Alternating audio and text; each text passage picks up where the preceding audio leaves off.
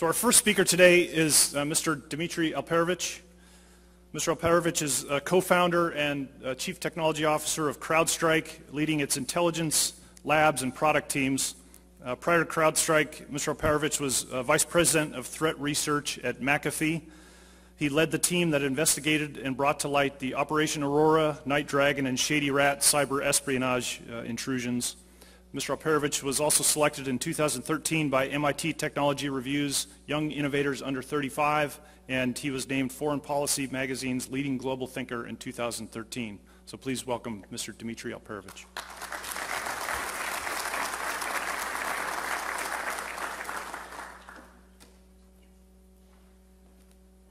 John Cardone, Raymond, Army Institute, distinguished guests, thank you very much for having me with you today to speak on this topic of strategy in this new domain of warfare.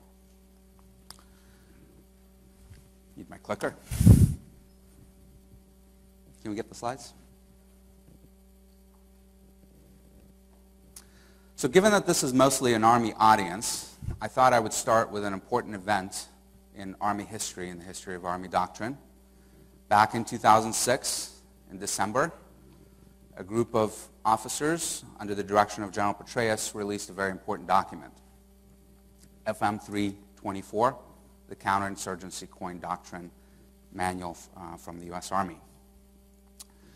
A great document with a lot of incredible insights on how to fight in a new type of warfare, counterinsurgency in Iraq and Afghanistan. But out of all the important things that were in that document, there was one section that particularly hit it for me. And that is the paradoxes of counterinsurgency, an accumulation of facts that this group put together that are counterintuitive, yet extremely important to understanding how to operate in this world of counterinsurgency and how to ultimately defeat it. So I thought I'd take inspiration from that counterinsurgency manual, and specifically that list of paradoxes, to talk about the paradoxes in cyber. And given that I only have about 30 minutes, I thought I'd narrow it down to the 5 most important paradoxes from my point of view that can help us think through how to fight in this domain and how to actually win and defeat the adversary.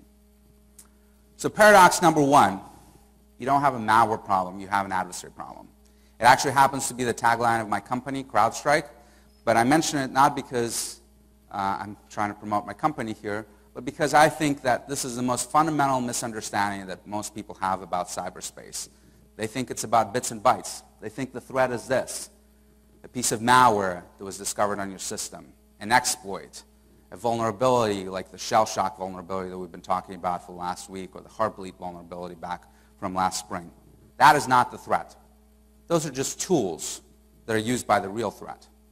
And the real threat is this: 5 PLA officers were indicted by the U.S. Justice Department. They were part of 2nd Bureau of 3rd PLA. They were breaking into networks, U.S. government networks, military networks, commercial networks to steal national security secrets, to steal intellectual property on behalf of the Chinese government and the Chinese state-owned enterprises. That is the threat. That is who we're dealing with. The tools that they use, the digital crowbars like malware and exploits and vulnerabilities and command and control servers and so forth matter. But what matters even more is understanding who they are, what their intentions are, capabilities, and motivations. At CrowdStrike, we actually track dozens and dozens of groups, nation-state groups, criminal groups, hacktivist groups that are operating in this domain, intelligence agencies from Russia, Iran, North Korea, China, India, Pakistan, etc., as well as non-nation-state actors, terrorist groups, and hacktivist groups that are trying to cause disruption and destruction in cyberspace. Paradox number 2. Cyber attribution is becoming easier and easier over time. It is often said how hard attribution is in cyberspace. But when I think about this topic, I actually go all the way back 30 years to one of the first big cyber operations that was uncovered.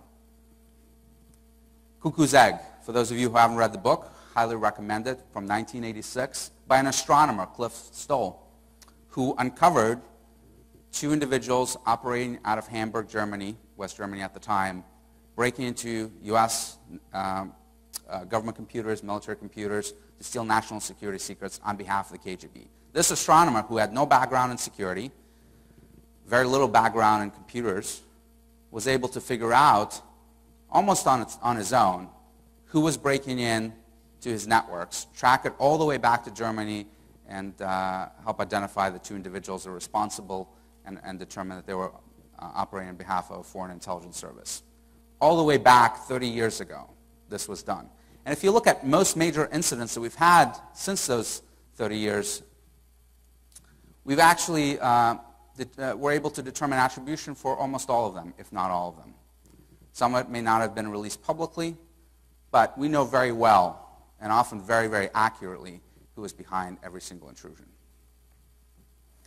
I want to talk to you about one example that we were able to do a few months ago, where we attributed one particular group operating out of China, this group we call Powder Panda, that we actually tracked down and attributed directly to the 12th Bureau of the 3PLA and this particular building in Shanghai that is their headquarters. Let me walk you through how we did this. We started out monitoring this group back about 4 years ago.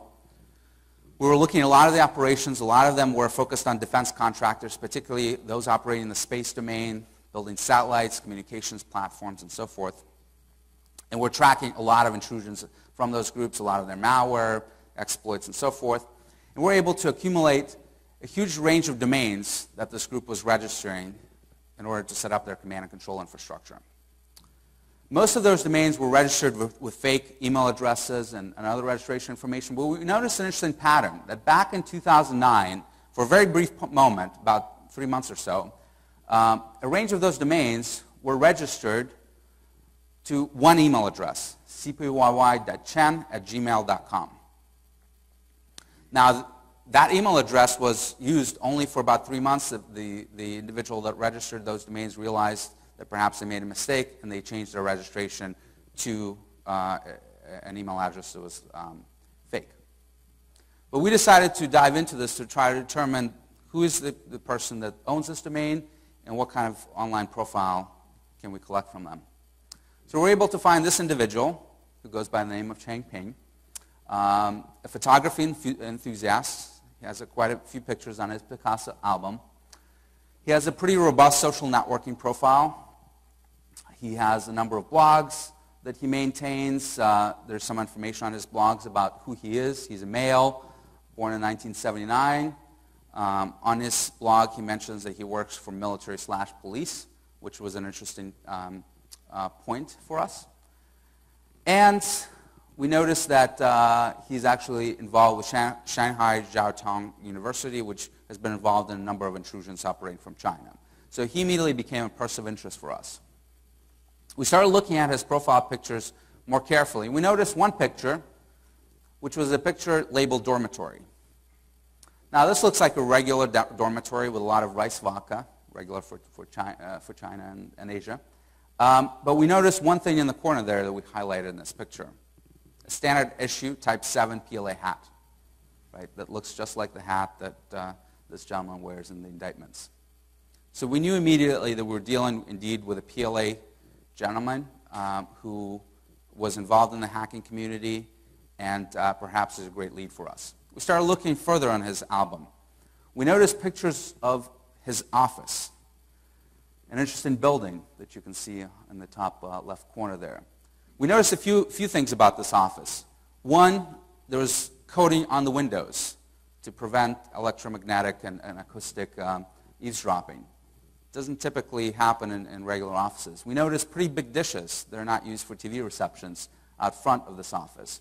And in one of the pictures, we actually noticed the Pearl Tower, an iconic landmark in Shanghai, so we immediately knew that this individual is indeed living and working out of Shanghai. And based on those pictures, we started doing image analysis. We started looking at satellite pictures via Google Maps, and we were able to locate that exact location. Here's that building, that big dish in the front, the sports courts that were shown in some of the other pictures, and the range of smaller dishes in the greenery. In fact, we sent a New York Times reporter, who ultimately did the story, out to that location to take a picture, and when the picture came back and we compared it to the photos of this individual, we knew we had a dead-on exact match. So we started looking at the address for that location, looking at various Chinese government sites, and lo and behold, we found it. That was listed as an official address for Unit 61486, which we know from open source literature is actually the unit, the MUCD, that's associated with the 12th Bureau of the 3rd Department of the General Staff. Their mission is satellite signals intelligence collection. Guess what? Most of our victims were indeed satellite signal intelligence collection companies. It made sense, right? So here we went from having just a few domains, a few indicators, to locating an individual that was key to procuring the infrastructure for this group, down to identifying the building and ultimately the headquarters of this PLA unit that is part of the overall 3 PLA infrastructure that is responsible for signals intelligence operating out of the Republic of China. There are a total of 12 bureaus. Second bureau is the one that was identified in the indictments and some of the public reporting over the last couple of years. We call them Comet Panda, and there are a number of other bureaus that are focused on different mission areas that we're tracking as well. So here's how we do attribution in cyberspace. Paradox number 3. Cyber is chess, not solitaire. The adversary always has a move to play. And this is one of the things that we don't think about oftentimes in this domain. We think that we're going to invent a great new solution, a silver bullet that's going to block all exploits or identify new malware. We don't think about what is the adversary going to do. How are they going to respond to our attack or to our defenses? Because they're not going to stop, and particularly when you're dealing with intelligence services, with armed services of other countries, they're going to be persistent, they have a mission, they're well-funded, they have lots of people, they're going to think through how they respond to your countermeasure. And we don't think several steps ahead. We fundamentally need to change that. Number 4, this is a bit controversial, and there are probably a number of people in this audience that will disagree with me, but let me walk you through this. Risk management strategy will not work in cyberspace. Let me explain why. This is a standard formula for risk management, that you value an asset based on risk times the cost of failure divided by the cost to mitigate. So what that means is that you value the highest assets more, so you prioritize protecting them. And you have a fundamental trade-off that exists between the cost of defense as well as the cost and the probability of an impact. Here's the challenge with this. According to this formula, low probability but still high impact events, the proverbial black swans, are ignored or accepted. So if you look at this formula, if the risk is near 0, the entire equation goes to 0, the value goes to 0, you're going to deprioritize that asset. But it could be a huge impact. Risks that are too expensive to mitigate, similarly, are automatically deemed acceptable. Again, in that formula, if the cost to mitigate is very high, you're going to, again, be very close to 0, and the value of that asset is going to be minimal. Another problem is that we can't really predict future risks in the domain. Again, we're dealing with human beings that are thinking through and playing chess while we're playing solitaire, and we're trying to fight the last war. So how do we actually estimate risk or the probability of an event? We really can't. So this model is really great for reliability, but horrible for security. In fact, when we think about security, it's actually reliability with an intelligent adversary, one that will attack you when and where you least expect it, completely throwing off the formula for risk management. Paradox number 5. Cyber strategy does not move at the speed of light. Another controversial topic that I know gets often repeated in this industry. Let me try to explain it. Cyber moves at the speed of light no more than kinetic warfare moves at the speed of sound, the speed of a bullet flying through the air. Yes, bullets can fly through at the speed of sound, but we don't think of kinetic warfare as being fought at the speed of sound. Similarly, we cannot think of cyber as being fought at the speed of light. Sure, you can send a command through a fiber optic cable and deliver it at the speed of light, but at the end of the day, you're still limited by your human beings. This is a human adversary conflict. You're dealing with people at the other end. They're thinking through their strategy. They're doing planning. They're conducting their operations. They work at human speed, not light speed. This is thus a realm of strategy and tactics, not of risk management. And what's most applicable to this field from traditional kinetic doctrine is maneuver conflict theory. Let me walk you through this. This is a slide from Colonel Boyd's presentation, Patterns of Conflict, one of the seminal works in the field of doctrine and strategy. Let's walk through the essence of maneuver conflict from Colonel Boyd. You want to create, exploit, and magnify ambiguity, alternative or competing impressions of events as they may or may not be. That's what you want the adversary to think. You want to cause deception, make them have an impression of events as they're not. You want to be novel, impressions associated with events, ideas that are unfamiliar, have not been experienced before. You want to surprise them. You want fast, transient maneuvers, irregular, rapid, abrupt shift from one maneuver event state to another. The payoff, you want to disorient your adversary. You want to surprise them. You want to shock them. You want to disrupt them. Which of these do not apply to cyberspace? All of them. So what does that mean? Well, from Colonel Boyd, the OODA loop. I know this is an Army audience, but let me talk a little bit about some of the Air Force strategy. Observe, orient, decide, act. I believe this model applies directly to cyberspace operations. At the end of the day, we need to be faster than the adversary. We need to get inside their OODA loop. We need to disrupt them. That is how we win. So how do we win? Well, let's take it from Boyd, 101. This is a human problem. We have human beings that are attacking us using cyber, using advanced tools, but they're human beings. To win, we need to put our best people against that problem. Speed and agility are paramount. We need to arm our human beings with the tools and the processes that can empower them to be fast and agile and smarter than the adversary. We need to make sure that they're going through that OODA loop much, much faster than the enemy, that they're observing the environment, that they're orienting those observations to the context that they already have, that they're deciding what to do, and they're acting very, very rapidly and iterating through that loop cycle and changing and transforming the battlefield before the adversary even realizes it. We need to respond unpredictably to disorient the adversary. If they know our playbook, they're going to get through that OODA loop much, much faster. We need to think in novel strategies and tactics in order to defeat them. We need to remove their ability to maneuver. We need to box them in. Again, think chess. What is the strategy of chess? It's not to take this piece or that piece. It is to win the game. And the way you win it at the highest levels, grandmaster levels, is you prevent the adversary from having any good moves left. So that's how typically most of the good games at the high end is that you're boxed in. Anything you do is going to cause your situation to become much, much worse. That is what we need to be accomplishing in cyberspace. We need to continuously probe and test the adversary to unmask their strategy, capabilities, and intentions. Leverage intelligence to understand what are they after. 12th Bureau of the 3PLA, satellite signal intelligence collection, going after defense contractors to accomplish specific mission that they've received from the Chinese CMC. We need to decentralize our decision-making for optimal speed, empower people on the ground to make decisions in order to be faster than the adversary, not to slow them down with process and centralized decision-making authorities. At the same time, we do need to centralize our strategy to build capability and talent, create flexible plans, allocate resources, and shape focus.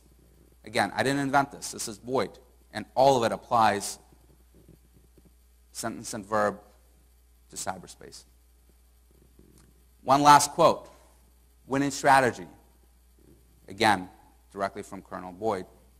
Observe, orient, decide, act more inconspicuously, more quickly, and with more irregularity as basis to keep and gain initiative as well as shape and shift main effort. To repeatedly and unexpectedly penetrate vulnerabilities and weaknesses exposed by that effort or other efforts that tie up, divert, or drain away adversaries' attention or strength elsewhere. Every word of that applies to cyberspace. Thank you very much. I want to acknowledge a few people. First of all, General Cardone for having me here, Colonel Raymond as well. I want to acknowledge Colonel Conti and Colonel Buckner that actually inspired this presentation. And a few people from CrowdStrike as well, Dave Deal and Steve Chabinsky, who were instrumental in helping me think through these very issues. Thank you very much, and if we have time, I'll take some questions.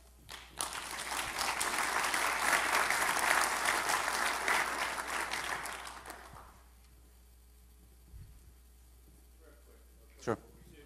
Understanding all you just talked about, when you talk about winning in cyberspace, what do you visualize that looking like? Do you understand it kinetically, from a cyber perspective, what's the end state of it? It really comes back to defeating the adversary by boxing them in, preventing them from being able to operate in this domain, preventing them from intruding into our networks, intruding into theirs without them knowing it, being able to disrupt their communications channels, being able to support kinetic operations. It's just like in any other domain. It's beating the enemy.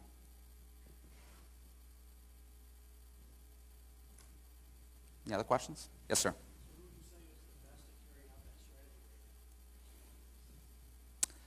You know, I think that we're pretty bad at it, but as I look around the world, I actually think that others are even worse.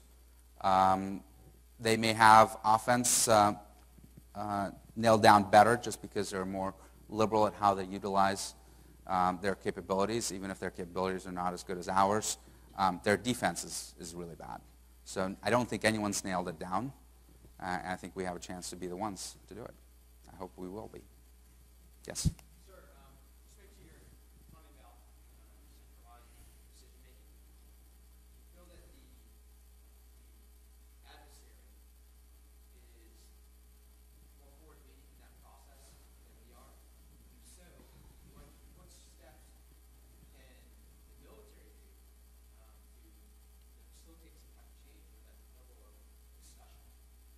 They absolutely are. This is one of the advantages that they have. You look at their structure, you look at the PLA, how decentralized they are, how they're able to leverage the private sector, same with the Russians, same with the Iranians and other groups. We don't operate that way. We're very centralized. You know, it's famously been said, you know, a lot of cyber operations have to go all the way to the president for approval.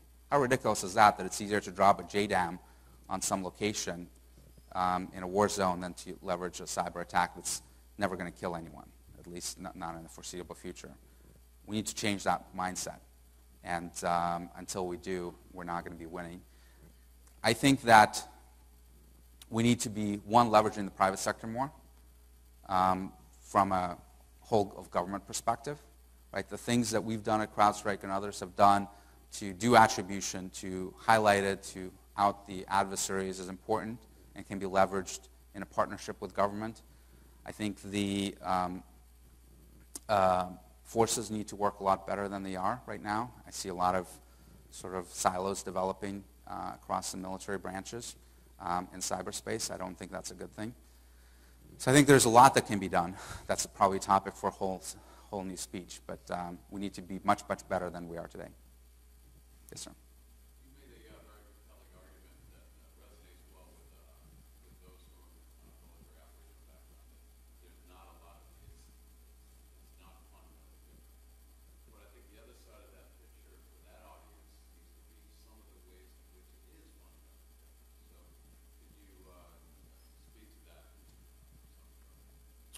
Well, I think one of those ways is that we often overestimate the effects that you can actually accomplish in cyberspace.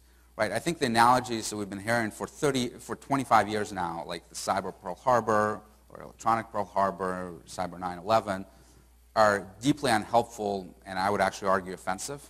Right? You're not going to kill 3,000 people through a cyber attack. You're not going to sink the Pacific Fleet tomorrow through a cyber attack. Let's get rid of those analogies, right? The first time cyber Pearl Harbor was used, I think, was in 1991. It's been 25 years. Where is it, right? And it's not like there are no states that have significant capabilities in this area. It's not like advanced nation states have not been in kinetic conflict. We have a kinetic conflict right now between Russia and Ukraine. Why is Russia not using any significant cyber capabilities to accomplish their goal? It's not that they're afraid to do that. They've got thousands of troops on the ground battling Ukraine. When you have tanks rolling across the border, you really don't care about getting caught in a cyber attack, right? So I think we need to think about what is the applicability of cyberspace in this kinetic domain from an offensive operations standpoint. And I think there are a few. Obviously, there's an intelligence piece, which is critical and absolutely game-changing. But aside from that, you have support for covert operations that I think is key. But you also, I think, are generally limited to sort of operations of last resort. I'll explain what I mean by that. BDA is very hard to do in cyberspace, right? Battle damage assessment. If you're going to try to shut down an integrated air defense network so that you can fly your sorties into, let's say, Syria, how do you really know that you've accomplished that objective? How do you really know that you took it out? How do you know that while you're flying in that they're not going to rebuild it from backups, roll in new equipment, and it's going to be up and running before you even know it, right, and shoot down your planes? It doesn't mean that it's useless, but it means that you'll likely use it if you have no other choice, right? If you don't want to do it kinetically, if we don't want to take out the Syrian integrated air defense system because we think it's going to be an escalatory situation, we might as well use cyber rather than not do anything.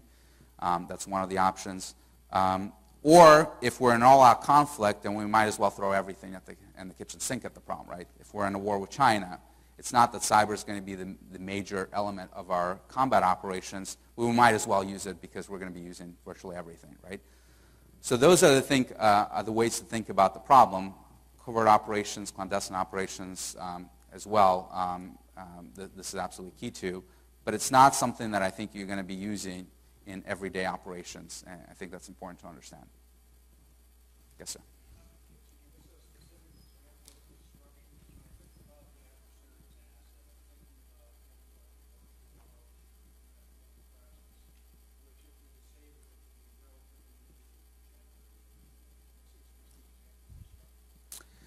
Yeah, that's a great question. I actually did a talk on this about 9 months ago about at the RSA conference. It was titled The Day of Destruction. We actually look at how do you accomplish physical destruction in cyberspace. And it's actually pretty hard.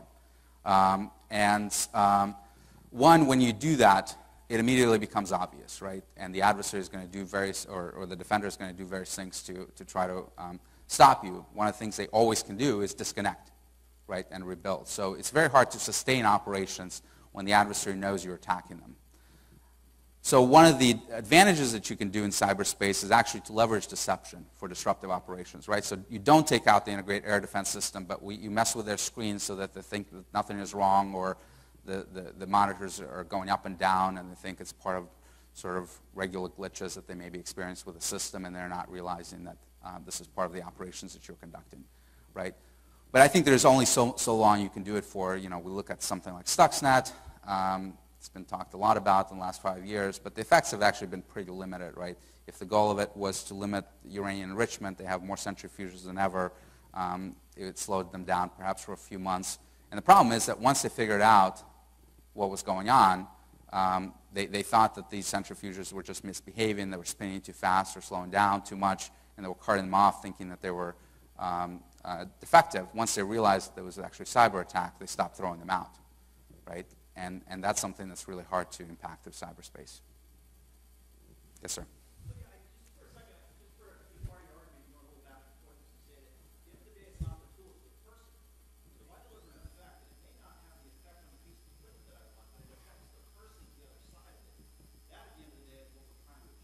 That's right.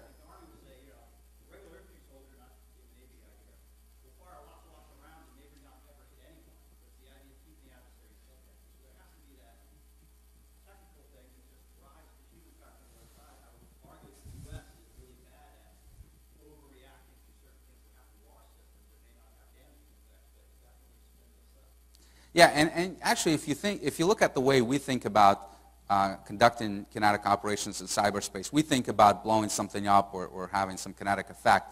You look at the way China and Russia mostly think about this problem, they don't think about it that way. They think about information operations, right? Propaganda, influencing the adversary, and we don't think that way.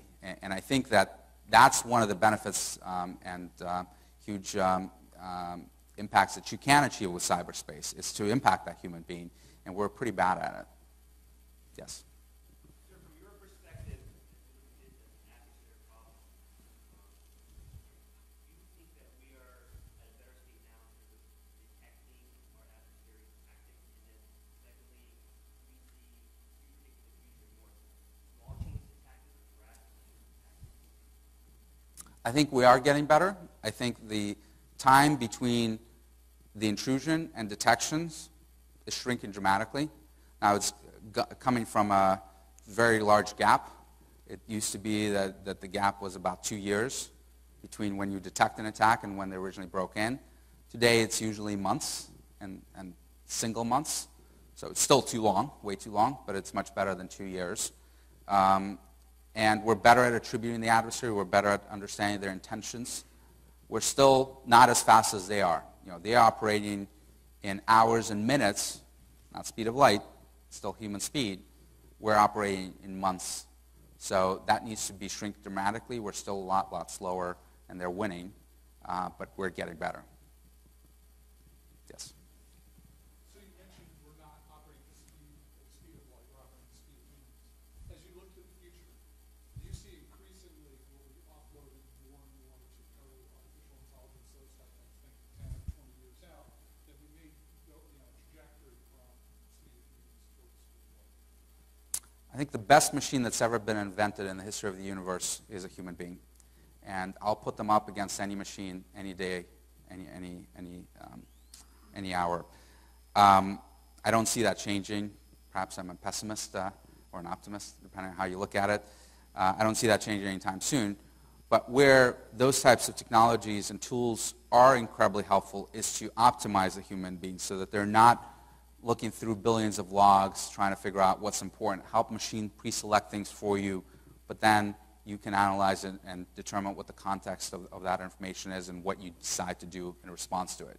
But you're not going to take the human out of the loop. If we do, we'll make the biggest mistake we can possibly make in this domain because the adversary is human-driven.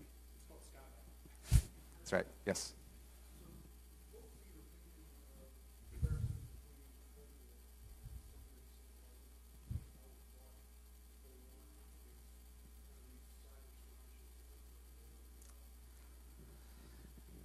You know, I'll answer it. It's a great question. I'll answer it in a little bit of a counterintuitive way. I think we've learned the wrong lessons from the Cold War in terms of applying them to cyberspace.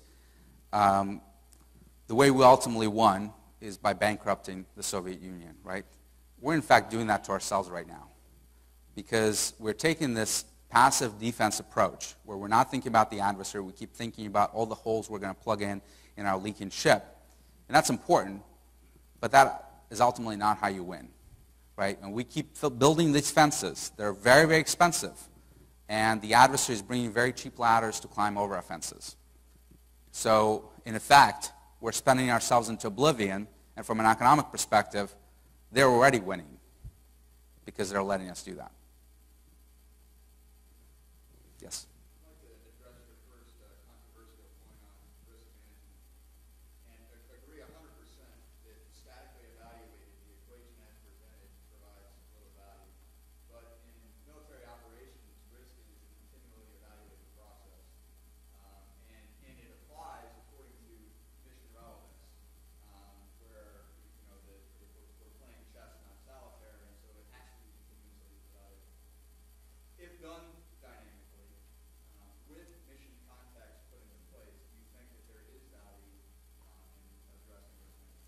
Yeah, I think if you change it to dynamic reevaluation, you have the OODA loop, right? You observe, you orient, decide, act, and do it continuously. So absolutely. Yes. Last question. Yeah. Okay. Great conversation, but we do have to move on. Okay. Be here for the first break, at least, I hope. Okay. Thank you very much. Really appreciate it. Great discussion. So, I'm going to hand you this, and then I'm going to